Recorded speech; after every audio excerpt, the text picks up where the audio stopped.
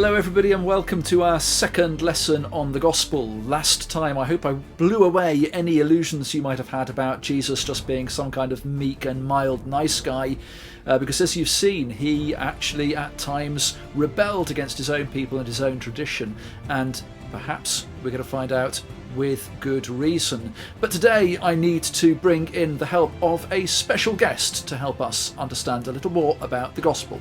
I'll just call him over.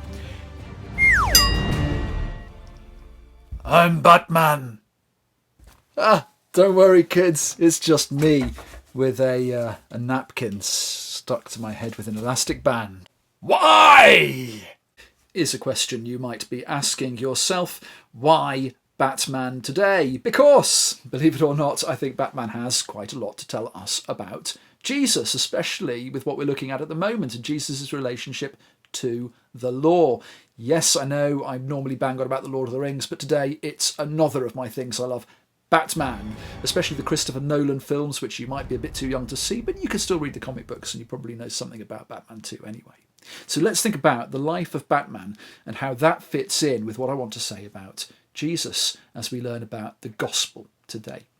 First of all, everything starts out quite nicely for Bruce Wayne. If you didn't know, Bruce Wayne is Batman behind the mask, and he lives a rather nice childhood with a lovely rich dad who has really built up Gotham. It's as though Gotham is his father's city, and Bruce's father, Mr. Wayne, has put out loads of money for the poor, put out social services, built up the transport and infrastructure, got people jobs. It's this great, lovely, happy world. Bruce then has this strange and horrible accident where he falls into a well and he gets surrounded by bats, and this terrifies him. His mum and dad take him off to see an opera, and at least in the film there are these kind of bat-like figures in the opera, and this really scares him. Obviously it takes him back to this this time when he fell in the well.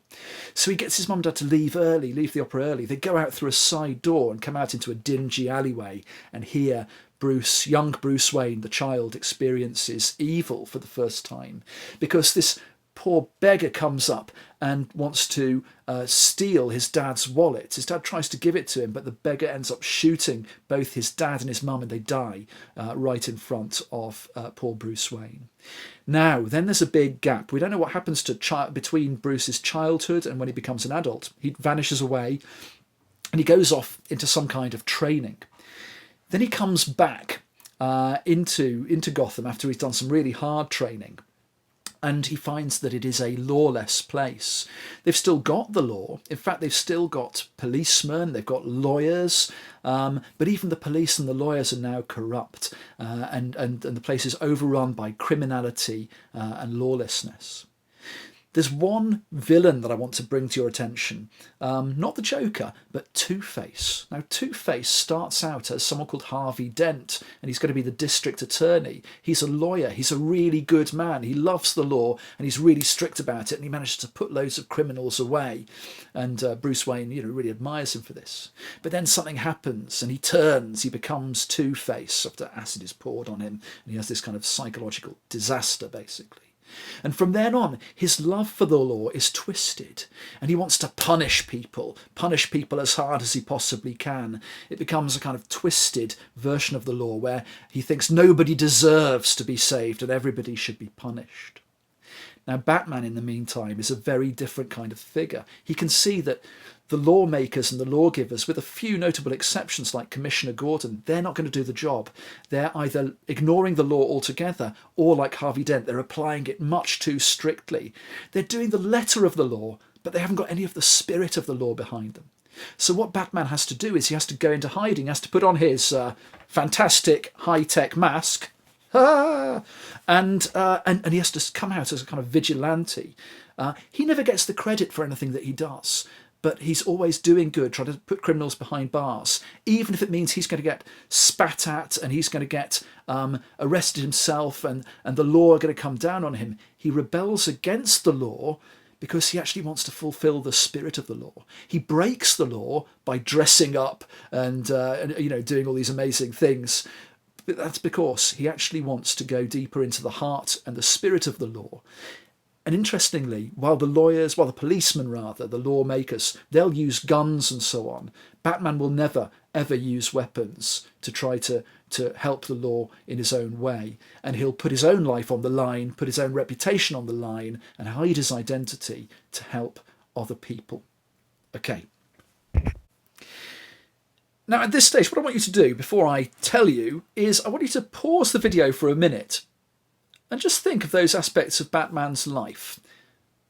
Good father, good world, falls away from he experiences evil for the first time. Parents get killed. He has this time of testing and temptation and hard training. He finds the lawyers are not keeping the law, or they're keeping it much too strictly. And he hides himself away and takes no credit, even if it means putting himself at risk, sixth point, to help other people. What connections can you make with those, with the story of Jesus? Pause the video for a minute. Perhaps you could scribble your answers down.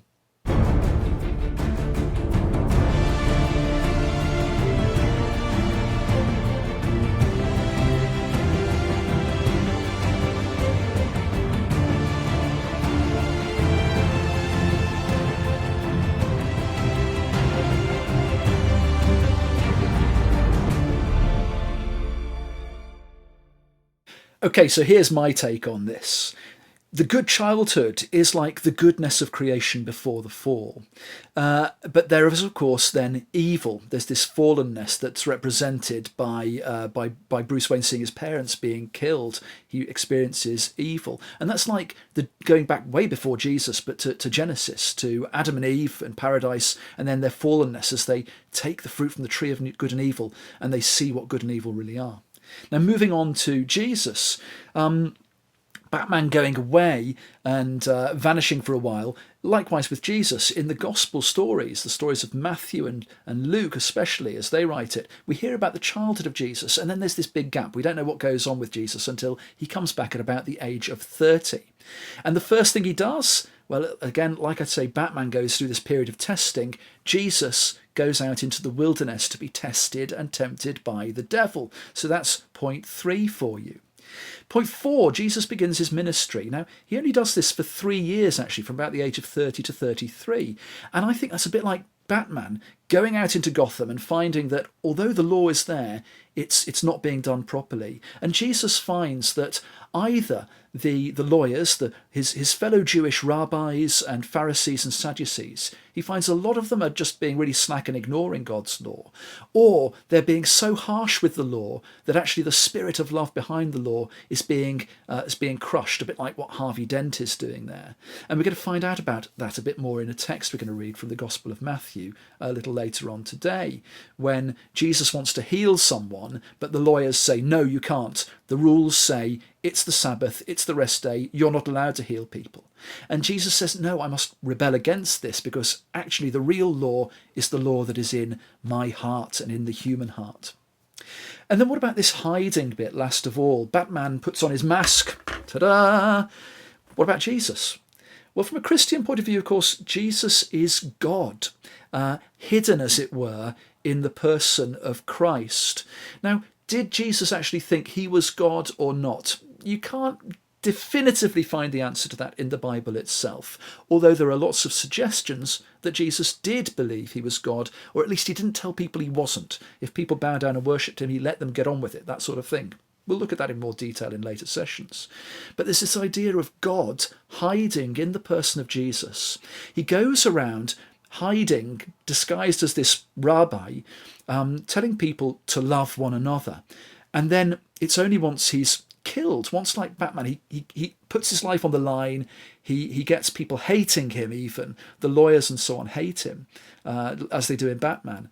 They hate Jesus so much that they want to crucify him. And it's only once he's died, he's crucified, and this is where things get a bit different, that Jesus rises from the dead again and shows that he was God's son all along, and that he is showing a deeper way, not of getting rid of the Jewish law, definitely not. Jesus was Jewish. He loved his fellow Jewish people. But he's showing that the way of living the law for Christians who would follow him would be to know that law deeply in their hearts as he had known it himself.